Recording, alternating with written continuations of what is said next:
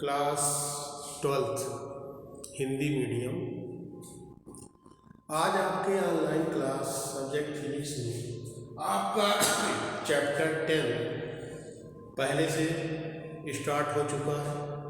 इसके पहले आप चैप्टर 10 में हाइगन्स का तरंग सिद्धांत, ठीक है, तरंगाग्र क्या है, वेव फ्रंट, तरंगाग्र के प्रकार आप जानते हैं, तरंगाग्र किसे कहते हैं, तरंगाग्र कितने प्रकार के होते हैं। इसके पहले आपके ऑनलाइन क्लास में बताया जा चुका है, आपको नोट्स भी सेंड किए जा चुके हैं, ठीक है। आज इसी चैप्टर 10 में आज का जो टॉपिक है वो है प्रकाश का व्यतिकरण। प्रकाश का व्यतिकरण क्या है आपको समझना है। तो प्रकाश, इंटरफेरेंस ऑफ लाइट, तो इंटरफेरेंस ऑफ लाइट की क्या है, किसको कहते हैं, ऐसी लाइट की, प्रकाश की ऐसी कौन सी घटना है जिसको हम प्रकाश का व्यतिकरण कहते हैं। तो प्रकाश का व्यतिकरण समझना है कि जब लगभग समान आयाम और समान आवृत्ति की दो प्रकाश तरंगें एक साथ एक ही दिशा में एक दूसरे के नजदीक रहकर किसी माध्यम में गमन करती हैं या किसी माध्यम में चलती हैं, तो माध्यम के कुछ बिंदुओं पर प्रकाश की तीव्रता अधिकतम होती है तथा माध्यम के कुछ बिंदुओं पर प्रकाश की तीव्रता न्यूनतम होती है। कुछ बिंदुओं पर प्रकाश की तीव्रता अधिकतम और कुछ बिंदुओं पर प्रकाश की तीव्रता न्यूनतम होती है। क्लियर?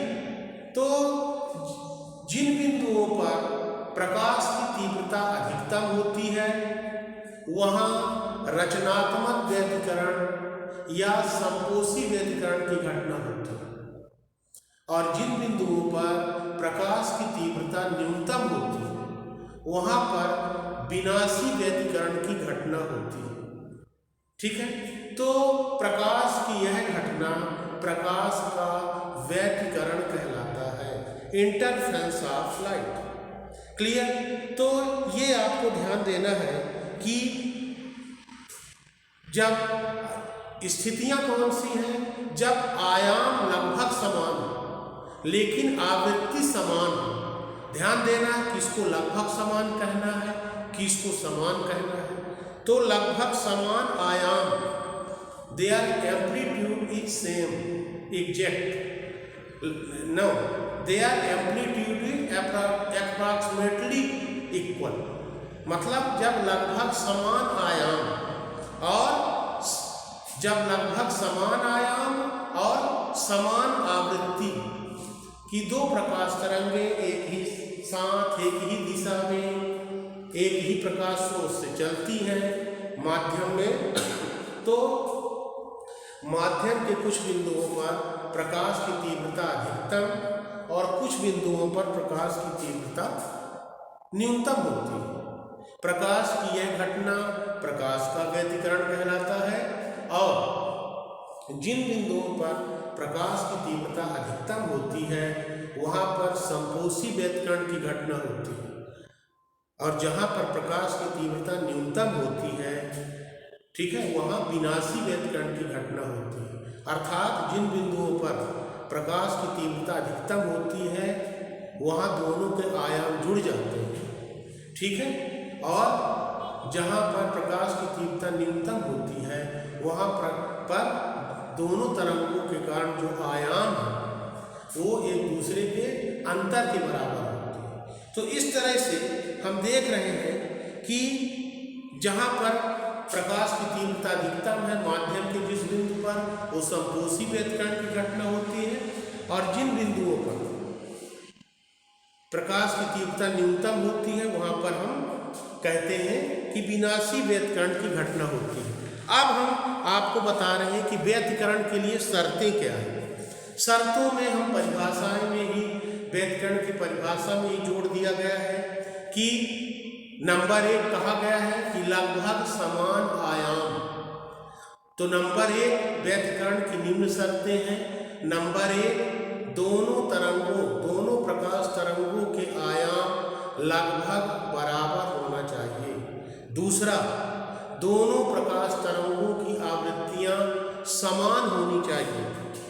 क्लियर। तीसरा, दोनों प्रकाश तरंगें कला संबद्ध स्रोत होनी चाहिए, मतलब समय के साथ दोनों के बीच कलांतर नियत होना चाहिए, कलांतर नहीं बदलना चाहिए। और दोनों प्रकाश तरंगों का मूल प्रकाश स्रोत एक वर्णी होना चाहिए। ठीक है। और साथ ही साथ दोनों प्रकाश तरंगें एक ही दिशा में जाना चाहिए, एक ही दिशा में गमन करना चाहिए। तो ये कंडीशन जो है आपके व्यतिकरण की शर्तें हैं। इसके बाद हम आगे देख रहे हैं व्यतिकरण की गणितीय व्याख्या। हम व्यतिकरण की गणितीय व्याख्या में ये देखेंगे कि परिणामी तरंग का विस्थापन समीकरण क्या होगा। हम 2 प्रकाश तरंगें लेंगे जिनके विस्थापन समीकरण लेंगे और फिर तरंगों के अध्यारोपण के सिद्धांत से हम तरंगों का जो परिणामी विस्थापन समीकरण है वो ज्ञात करेंगे और फिर परिणामी तरंग के विस्थापन समीकरण का जो परिणामी विस्थापन का समीकरण होगा उसमें परिणामी आयाम क्या होगा ये हमको गणना करना है। तो इसमें हम आते हैं व्यतिकरण की गणितीय व्याख्या। तो व्यतिकरण की गणितीय व्याख्या आपको समझना। मान लीजिए कि माना 2 प्रकाश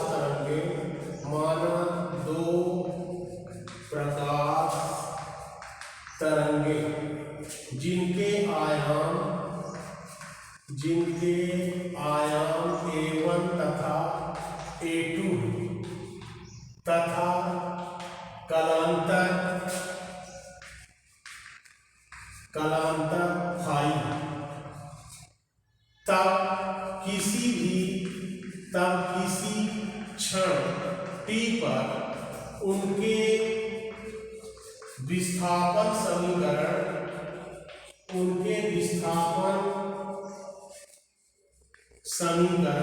मान लीजिए y1 = A1 sin omega t और y2 = A2 sin omega t plus phi, जहां फाई दोनों तरंगों के मध्य कलांतर, जहां फाई दोनों तरंगों के बीच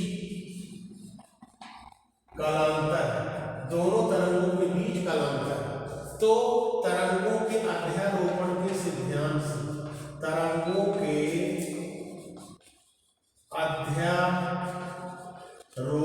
के सिद्धांत से जो माध्यम में किसी कण का जो परिणामी विस्थापन होगा वो इन दोनों तरंगों के द्वारा उत्पन्न विस्थापन के सदिश योग के बराबर है। ठीक है। अर्थात y = y1 + y2, ये परिणामी तरंग का विस्थापन समीकरण y, और y1 और y2 2 प्रकाश तरंग है जिनके द्वारा उत्पन्न विस्थापन। अब हम y1 y2 को वैल्यू रखेंगे तो y = A1 sin omega t plus A2 sin omega t plus phi. अब हम नेक्स्ट स्टेप में सॉल्व करेंगे A1 sin omega t plus A2, और यहाँ पर sin A प्लस B का फार्मूला हम लगाएंगे। त्रिकोणमिति में जो फार्मूला है sin A plus B = sin A into cos B plus cos A into sin B। तो यहाँ A ओमेगा t है और B क्या है, फाई। तो हम लिखेंगे sin omega t cos phi plus cos omega T sine phi. ये हम एक्सपेंड कर दिए साइन ए प्लस बी के फार्मूला से। फिर आगे देखते हैं y equal to a1 sine omega T plus a2 का मल्टीप्लाई कर देंगे तो a2 sine omega T cos phi plus a2 cos phi in a2 cos omega T into sine phi. So next step में हम देख रहे हैं कि साइन ओमेगा टी से कॉमन लिया जा सकता है तो a1 plus a2 cos phi, a1 इसका और a2 cos फाई इसका, और कॉमन इसमें आएगा साइन ओमेगा टी प्लस आगे आएगा a2 साइन फाई और cos ओमेगा टी। ये अब हम एक प्रतिस्थापन लेते हैं, माना a1 plus a2 cos phi, a1 plus a2 cos phi equal to हम ले लिए मान लीजिए r cos थीटा, समीकरण नंबर 1। और इसी तरह से a2 साइन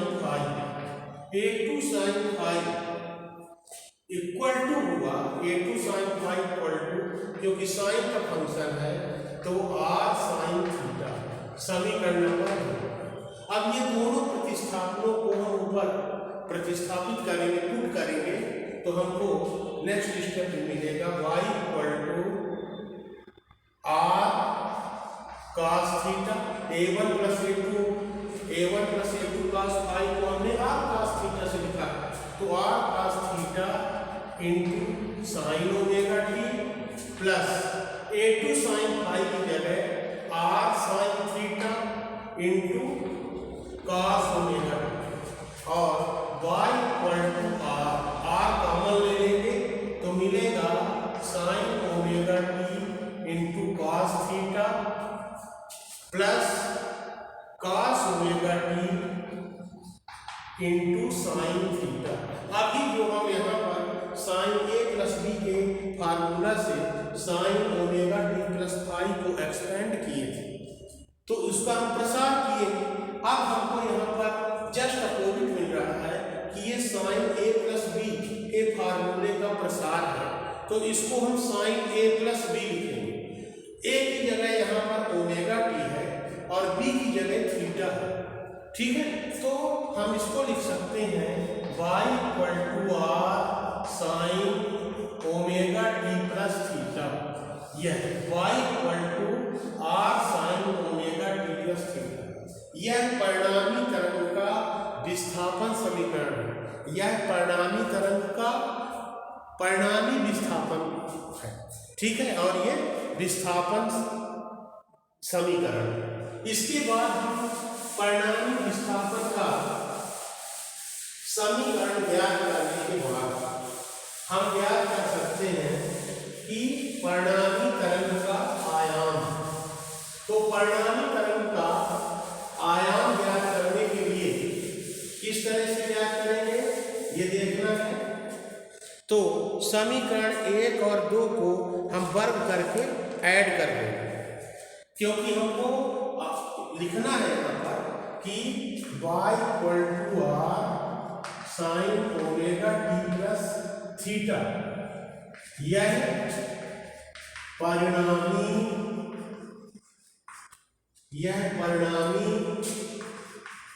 तरंग का विस्थापन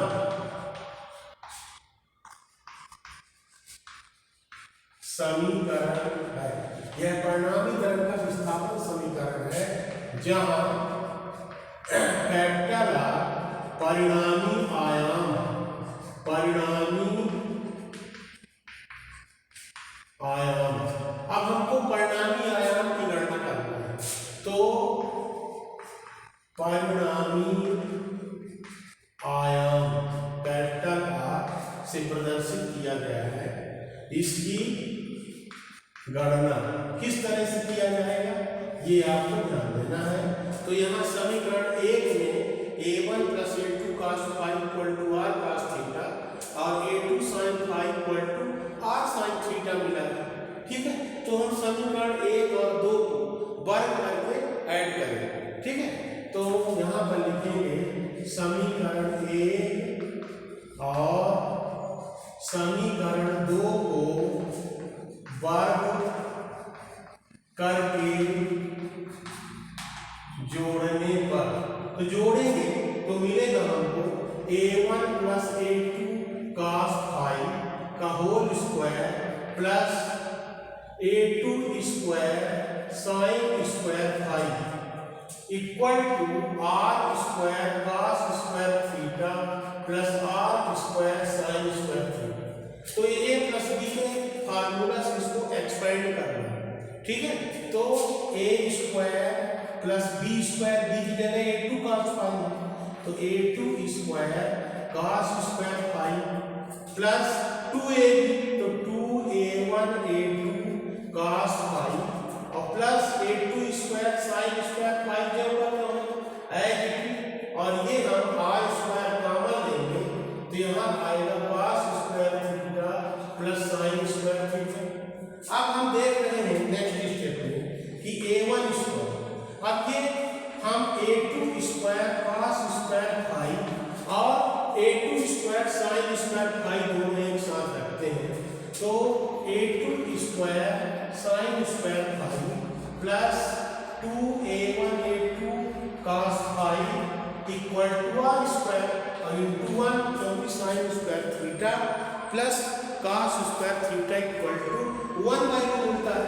तो और यहाँ पर हम देख रहे हैं a1 square plus a2 square यहाँ कॉमन लेंगे तो cos square φ plus sin square φ ये इतने में कॉमन आए plus 2a1 a2 cos φ equal to r square और यहाँ पर भी sin square φ plus cos square φ की वैल्यू 1 आएगा, तो a1 square plus a2 square plus 2a1 a2 cos φ equal to r square या r equal to under root a1 square plus a2 square plus 2a1 a2 cos φ। ये जो है परिणामी तरंग का जो आयाम है वो है परिणामी तरंग का आयाम कैपिटल R।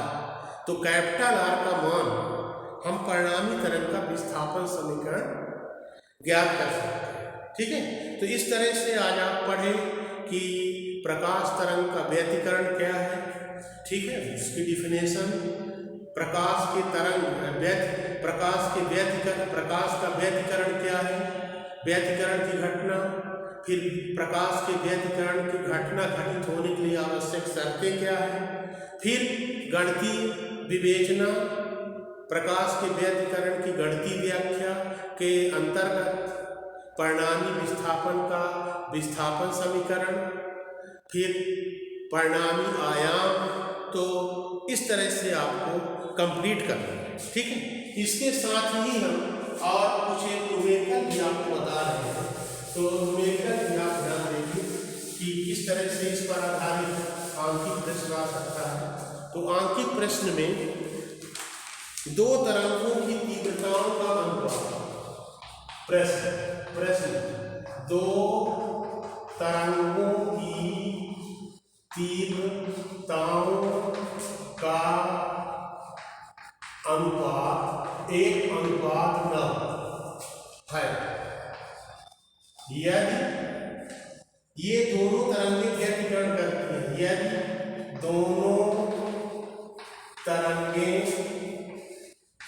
व्यतिकरण करती हैं तो महत्तम तथा न्यूनतम तीव्रताओं का अनुपात, तो महत्तम तथा न्यूनतम तीव्रताओं का अनुपात ये आपको ज्ञात करना।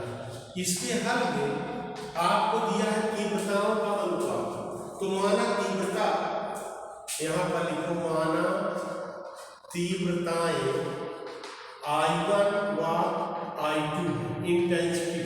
तो दिया गया है I1 अनुपात I2 बराबर 1:9, ठीक है। और आयाम का वर्ग तीव्रता के बराबर होती है, क्योंकि प्रकाश की तीव्रता आयाम के वर्ग के समानुपाती होती है। तो यदि आयाम A1 तथा A2 तब A1 square equal to I1 और A2 square equal to I2। तो ऐसा भी लिखा जा सकता है कि A1 स्क्वायर अनुपात A2 स्क्वायर इक्वल टू 1:9, अर्थात A1 square upon A2 square equal to 1/9 और A1 upon A2 equal to क्या आएगा 1/3। तो इस तरह से A1 A2 का अनुपात जो आया वो 1:3 आया। अब हम इसको महत्तम तीव्रता और न्यूनतम तीव्रता में किस तरह से ज्ञात करेंगे ये ध्यान देना है।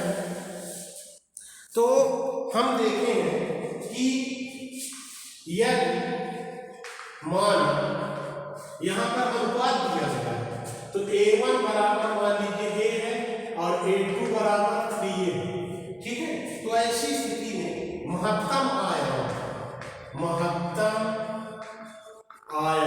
माने महत्तम आयाम का मतलब है दोनों आयाम जुड़ेगा।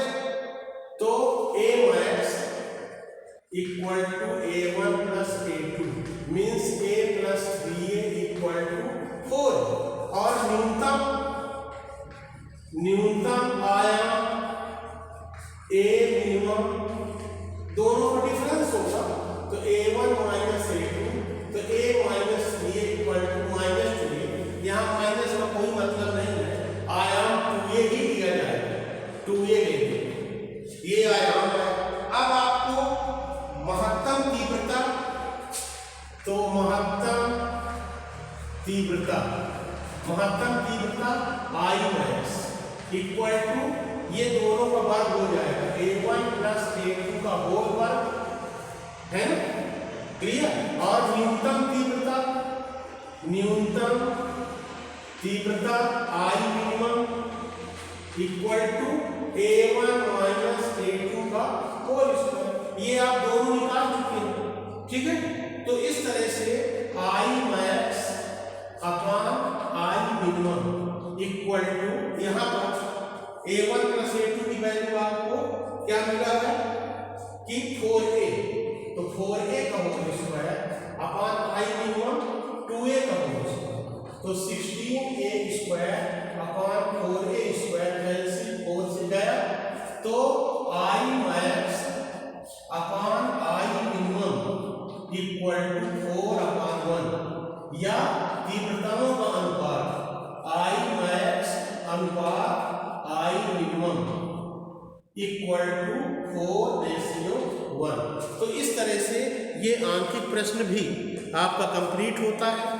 और इस चैप्टर में और आगे विवर्तन क्या है और आगे भी आप प्रयास करेंगे, आपको नोट्स भी भेजे जाएंगे, ठीक है। तो कंप्लीट करते रहिए और रिवीजन करते